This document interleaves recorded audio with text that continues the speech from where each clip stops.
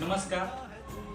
बाबासाहेबांच्या विचारांच्या गप्पा मारत असतानाच आज आपण एक अधिकारशाहीच्या बिनपरतीच्या वाटेवर येऊन थांबलो आहोत. अशा या संघर्षाच्या काळामध्ये बाबासाहेबांचा विचार समाजामध्ये कसा रुजवू हाही एक प्रश्न आहे.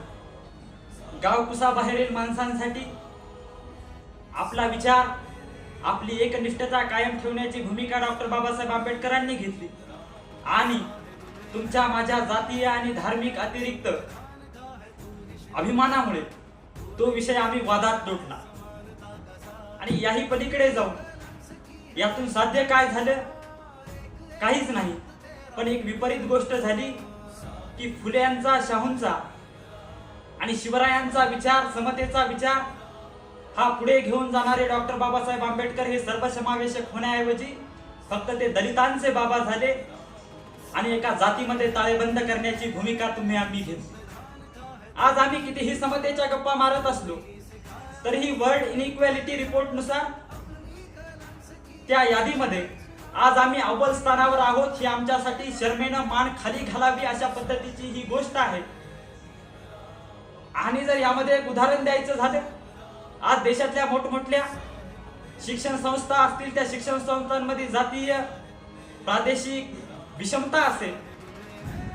याला एक उदाहरण जोडायचं झालं तर मी ज्या कॉलेजमध्ये शिकतो ते राज्यातलं प्रतिष्ठित नामांकित कॉलेज, आणि त्या कॉलेजमधल्या काही लेकरांनी, बाबासाहेबांच्या लेकरांनी बाबासाहेबांचा विचार हा सोशल मीडियाच्या माध्यमातून प्रसारित करण्याची भूमिका घेतली.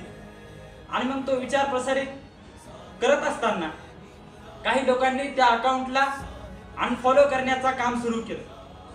काय करायचं हा विषय त्यांचा आहे, पण त्यांना मी एकच सांगू इच्छितो की तुम्ही कशाही प्रकारची अडवणुकीचं जर काम केलं तरी हा विचार न थांबणारा आहे. हा समतेचा विचार आहे, हा संघर्षाच्या मातीतून तयार झालेला विचार आहे. तो पुढे घेऊन जाण्याची भूमिका आम्ही घेऊ. आणि जर बाबासाहेबांचा विचार पुढे घेऊन जायचा असेल तर आम्हाला एक लक्षात घ्यावं लागेल की बाबासाहेबांचा विचार हा बुद्धांचा विचार, जो की बहुजन हिताय बहुजन सुखाय, हा बुद्धांच्या विचारातून आलेला जो सार आहे, तो आम्हाला जीवनाच्या सर्व क्षेत्रांमध्ये घेऊन जावा लागेल.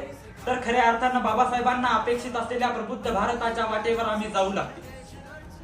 आणि असं करणारे जर आमचे राजकारणी असतील तर मग खऱ्या अर्थानं महापरिनिर्वाण दिनच नाही, त्या निमित्त अभिवादनाचे फक्त सोहळे होणार नाहीत, तर खऱ्या अर्थानं बाबासाहेबांना अपेक्षित असलेल्या प्रबुद्ध भारताचं स्वप्न पूर्ण होईल. तो दिवस आम्ही त्या दिवसाची वाट पाहतो आहोत.